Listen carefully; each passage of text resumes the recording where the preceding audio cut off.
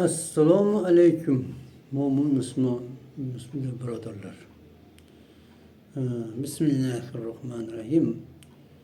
Mana bu videoda namoz to'g'rida sizga gapirib bermoqchi. Bu namoz bu duolarda toji.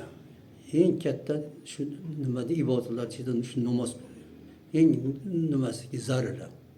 Sababi odam namozi yo'q bo'lsa, uni boshqa amallari o'tmaydi. Payg'ambarimiz Muhammad sallallohu alayhi vasallam aytganlar. Kofir bilan bizning farqimiz, ular namoz o'qimaydi. Biz o'qiymiz deydi. Demak, ba'zi ulamolar shunga nima qilib, shuni hujjat qilib namoz o'qimaganda kofir deyishadi. Ba'zi birlar kofir demaydi, juda qattiq gunohkor bo'ladi deydi. Lekin agar namozni o'qimasdan ro'za tutsa, zakot bersa, hajga borsa qabul bo'lmaydi. Imonga kelmagan bo'lsa, namoz o'qisa, namoz ham o'tmaydi. Shuning uchun odam iymon keltirgandan keyin darhol namoz o'qiydi, namozga kiradi. Bu narsa shuni bildiradiki, bu namoz iymon odamning qalbida, uni ko'rib bo'lmaydi. Biz namoz o'qiganimizda qalbimizda iymon borligini ko'rsatamiz. Eng asosiysi boshqa nimalar, amallar. Oson judaylar. Mana ro'za bir yilda bir marta keladi, hajga bir marta boriladi. Zakotni moling bo'lsa berasan, bo'lmasa yo'q. Namoz kuniga 5 mahal. Unga ba'zi bir odamlar erkib qoladi, 5 mahal deb. O'shani namozga faqat munofiqlar erinib keladi deydi. Undan keyin mana bu xufton bilan bomdodga deydi. Munofiqlar turmaydi deydi. Qiynaladi deydi. Iloji yo'q. Demak, bomdod bilan xuftonga erikkanlarda shu mana bu munofiqlik nimasi bor ekan. Agar odam chin iymon keltirgan bo'lsa, u Allohning nima buyurgan amallariga erikib pas yugurib boradi. Shuning uchun o'sha bilan iymon ko'rinadi. Endi namozni o'qiganda xushu bilan o'qish kerak bo'ladi. Vaqtida o'qish kerak bo'ladi. Mana bular o'qilib, mana 4 mahalgi namoz odamga uncha qiyinchilik qilmaydi agar nimasi munofiq bo'lmasa. Bu bomdod ertaman turib o'qib oladi.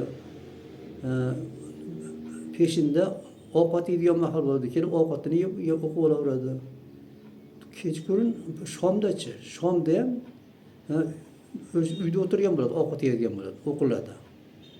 Xufton bo'lsa, yotadigan ishdan avval o'qib olinaveradi. Mana bu asr namozi rasa bir ish qizganda bo'lib qolishi mumkin. Mana bu dalada ishlayotgan dehqonlarga qiyin bo'lib qolishi mumkin. Keyin ishlayotgan odam bo'lsa, nima o'sha asr ish mahalida to'g'ri kelib qolsa, ishni tashlashda iloji yo'q qolsa, shunda vaqt bo'ladigan bo'lsa, vaqtida o'qimay namozni sal nima qilib shom kirmasdan turib o'qib olsa bo'ladi. Lekin shuni iloji yo'q bo'lsa, ishni tashlashga to'g'ri keladi. Bu odam namozni shunday odat qilish kerakki, doim qoldirmay o'qish kerak. Odam bir qoldirgandan keyin ikkinchi qoldirib boshqa qildiradi. Endi juma namozichi. Juma namoziga odam bormasa nimada deydi? Nima yuragida bitta dog' paydo bo'ladi deydi. Qora dog'. Shunaqa qilib bormay yursa, o'sha dog' ko'payib yuragi qatib kelib qoladi. Bo'ldi, unga o'tmay qoladi deyapti. Shuning uchun namozga e'tibor bo'laylik. Ayniqsa uni xushu bilan o'qish kerak. Vaqtida o'qish kerak.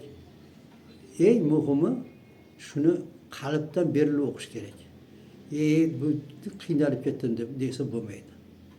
Mana shu bitta odam bor ekanda, domla odam ekan. Ko'p nima qilib, mana bizga qiyin nasrolarga oson deb deyaverar ekanda, uyda namoz o'qishda qiyin nima qilib. Keyin bir odam ana shu Sevirga borgan ekan. Turmada ekan, turmada ular turma qilib tashqariga ham chiqarib yuribdi odamlarda. Shunaqa nimasi bo'ladi. Hali xo'jalik ishlarini qilib yurgan. O'zi chiqib yurar ekan. Ana turmani xo'jayinini uyda ham kelib ishlar ekan. Uni bitta nimasi bor ekan, qizi kasal yotar ekan. O'sha bir kun Qur'onda o'qiyotganda eshitib qoldi. Eshitib qolib, yoqib qolib, menga shuni o'qib turgin debdi. O'qib boribdi. Keyin hali qiz o'ladigan bo'lib qoldi. O'ladigan bo'lganda hali qiz aytibdi. Bizda debdi, mana taqinchoqlarim bilan ko'madi debdi. Sen menga kerak yo'q endi. Sen o'sha ko'mgandan keyin bor ash taqinchoqlarda olsang, o'zingga kerak bo'ladi deb. Bo'pti debdi. Ko'm kelgandan keyin borib taqinchoqlarni olay deb borsa, hali qishlog'ini mo'ldasi o'tirib yotganmi shu yerda. Haligi namozni nima qilib qiyin degan. Keyin haligida uyga kelib nimada so'rabdi-da.